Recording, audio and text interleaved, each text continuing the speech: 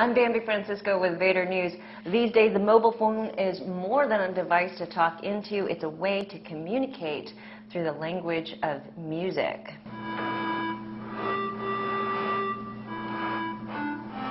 Joining me to talk about Smule, the startup that's made phones and musical instrument, is Jeff Smith. He is CEO and co-founder of Smule. He's clearly a musician, classical pianist, and he joins me now. I'm not done playing. Nice job. Okay, so that's the Dvorak's New World Symphony? Excellent. So great way to ask you, how did you and your co-founder come up with this idea to turn a mobile device into an instrument?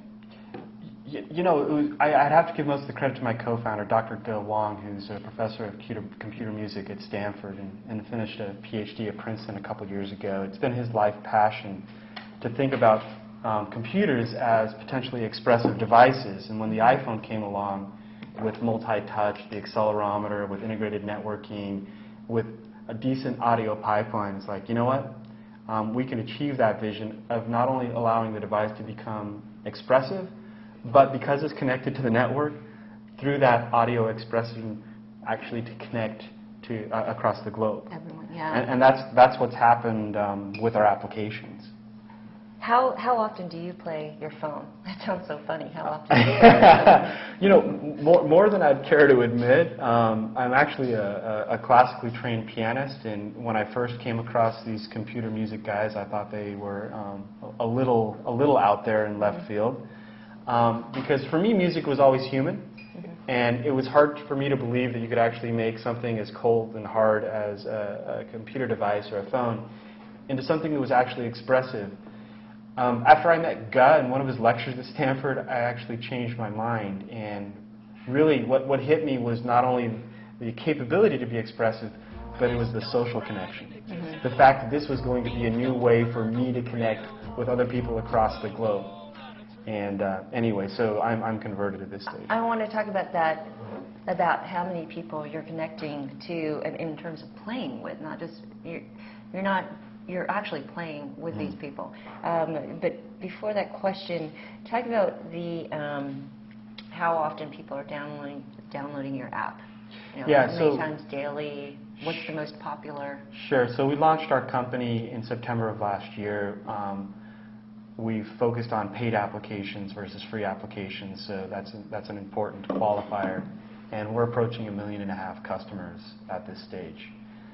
In the case of the Ocarina, you know, that application alone is approaching 1 million customers. That's the most popular? Yes. And you know, we also have our leaf trombone, which has done extremely well, our sonic glider, which has done very well.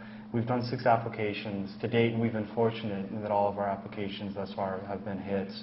But I mean, there are other metrics that are perhaps relevant, and if we took a step back and it's like, well, what are we building? Well, we're building 3 things. One is we're building these expressive applications for the iPhone and the iPod Touch. We're also building a sonic network in the cloud that connects these devices and these people, really, to one another. And so everything we've done to date has really had a social component. And then the third thing we're doing is we're really empowering our user community to enhance the experience for everyone else. And if I could give you a couple quick metrics on that, or I could stop. Yeah. All right. Yeah. So for the Ocarina, we put up an online score creator. So if you wanted to create a tabulature format, or sheet music, if you will, to learn your favorite song, Ode to Joy, or the theme from Zelda on the Nintendo games, or Stairway to Heaven from Led Zeppelin, we allowed our users to create that content on behalf of all of the other users. We put up 5 public domain songs like Kumbaya. And here we are 6 months into Ocarina, and there are literally over 1,500 online scores that people have created for everyone else. And so people that don't know music, have never played music, can literally pay $1, point their browser at ocarina.smule.com, and have access to one of the largest repositories of online sheet music, all created by our users. And so it's that third component, this user community, that's really strategic for our business. And it's something that we're focusing more and more on. In the case of our leaf trombone, we also enabled our user community to create content for our application. And here we built out what we've done with the Ocarina into a full online composer. where you could compose two-part pieces with an accompaniment and a melody, and then via floating leaves on your phone, users can actually see the notes they need to play, and they can play that with an accompaniment. And what we found in the first month of Leaf Trombone, our community had actually created 2,000 songs, 2,000 titles. Who are all the, you talk about community a lot, who's downloading these apps, who's playing, what's the demographic? It's all over the map. We hosted a contest a few months ago for Ocarina, this contest blows contest.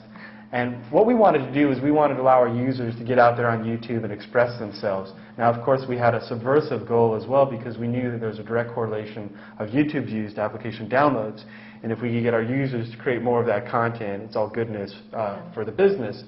But we saw people that won the contest. There was a guy down in LA who made a video about a monkey head, and I think he works in an insurance firm. He's in his mid-30s. We saw a 63-year-old dude down in Pasadena spell out "Hi There" on his sonic lighter in downtown Pasadena. We saw a guy over in Hungary, probably in his mid-40s, who made an extremely creative song where he, with blue screen, he's dropping into various contexts inside of Budapest. My personal favorite was this woman, I think this woman in her 20s, who has perfected playing songs from Les Miserables via her nose. And so she literally blows air through her nose versus her mouth. So.